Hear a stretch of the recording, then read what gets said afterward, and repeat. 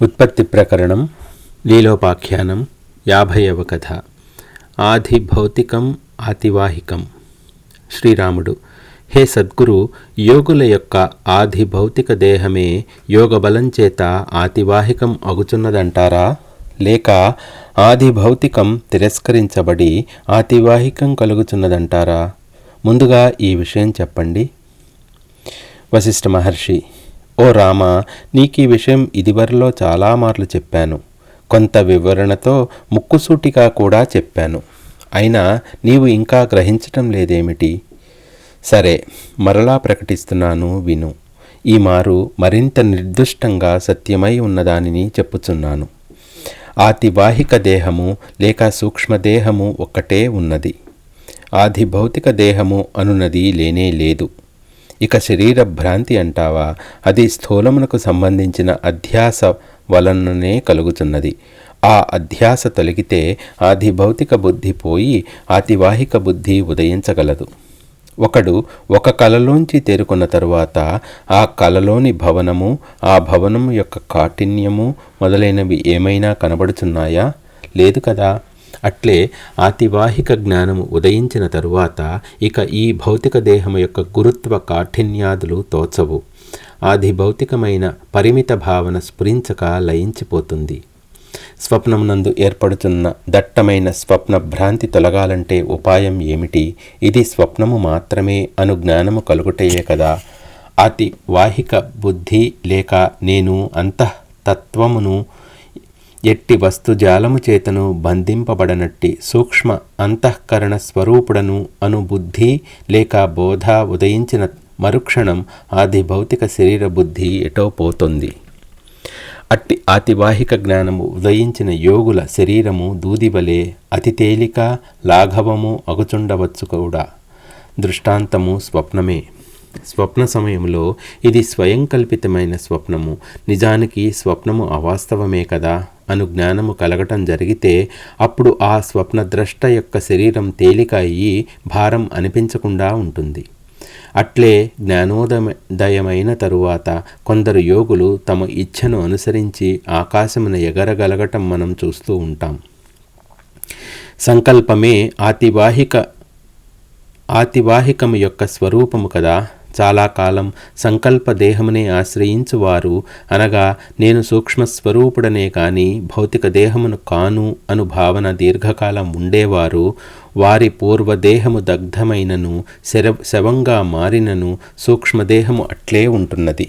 ఇక యోగులైతే వేరుగా చెప్పేదేమున్నది? వారికి జ్ఞానాతిశయం చేత సూక్ష్మదేహత్వము ఈ జీవదశయందు లభించుచున్నది.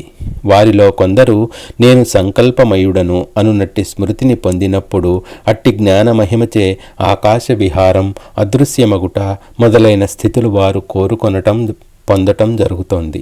స్వప్నంలో నేను సంకల్పమయుడను అని అనుకోగానే స్వప్నంలోని ఆకాశంలో విహరిస్తున్న అనుభవం ప్రాప్తిస్తోంది కదా.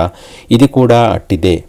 ఓ రామచంద్ర, ఈ స్థూలదేహమే నేను అనునట్టి అనుభవం కేవలం భ్రాంతి వలన, అజ్ఞానము వలన, అవిచారణ వలన ఏర్పడుతున్నది మాత్రమే సుమా. అట్టి భ్రాంతి తొలగిపోతే ఆది భౌతిక దేహభావం తొలగిపోతుంది. దానితో ఈ సంసారాడంబరం కూడా తొలగిపోతుంది.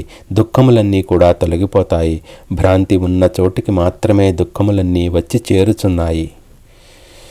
శ్రీరాముడు: ప్రభు, మరొక ప్రశ్న. ఆతివాహిక దేహంతో కూడినదై ఇప్పుడు ప్రబుద్ధలీల పద్ముని మందిరంలో ప్రవేశించి ఉన్నది కదా. ఆమె కనుక నేను ఈ అంతఃపురంలో ఉన్న వారికి కనిపించదనుగాక అని సంకల్పేచ్ఛ కలిగి ఉంటే అక్కడి వారు ఆమెను చూడగలుగుతారా? ఒకవేళ చూడగలిగితే వారు ఏమనుకుంటారు? గిరిగ్రామంలోని జ్యేష్ఠ శర్మలాగా ఈమె దేవత అని అనుకుంటారా, లేక ఈమె మా మహారాణియే కదా అని గుర్తిస్తారా? వశిష్ఠ మహర్షి: ఆ గృహములోని వారు ఆమెను ఈమె దుఃఖముచే ఆక్రమించబడి ఉన్న మా మహారాణియే కదా అని భావిస్తారు.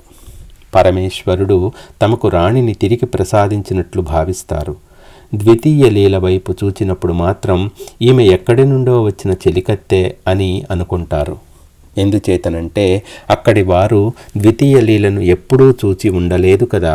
అయితే ఇప్పటికి మాత్రం ఈమె ఎవరు అనే అనుమానం ద్వితీయ లీల విషయంలో వారికి వచ్చుటలేదు. రాజు మరణించాడనే దుఃఖం వారి మనస్సులను కలిచివేయుచున్నది. అందుచేత అక్కడి వారు సూక్ష్మమైన విషయములను గ్రహించుటకు ఆ సమయంలో సిద్ధంగా లేరు. మరొక విషయం, అవివేకులైన వారు తాము చూచిన పదార్థములను అనుసరించే వ్యవహరిస్తూ ఉంటారు. వారికి తీవ్రమైన విచారణ శక్తి ఎక్కడి నుండి వస్తుంది చెప్పు?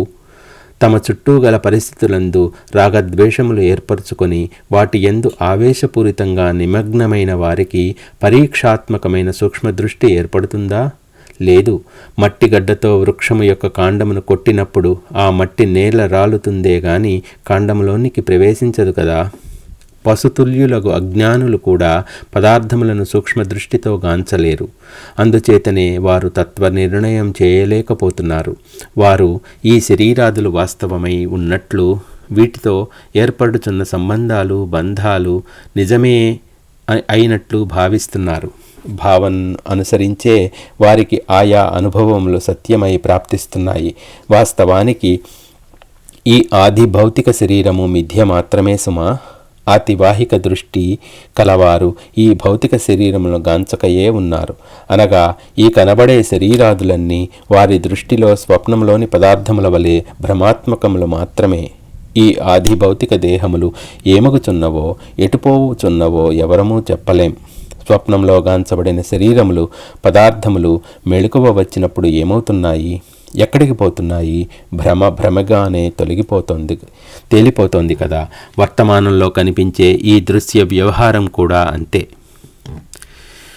శ్రీరాముడు: ఓ సర్వజ్ఞ వశిష్ఠ మహర్షి, స్వప్నంలో చూచిన పర్వతములు జనులు మొదలైనవి నిద్ర మేల్కాంచినప్పుడు ఎక్కడికి పోతున్నాయి, ఏమవుతున్నాయి? ఈ సందేహం కూడా తొలగించండి.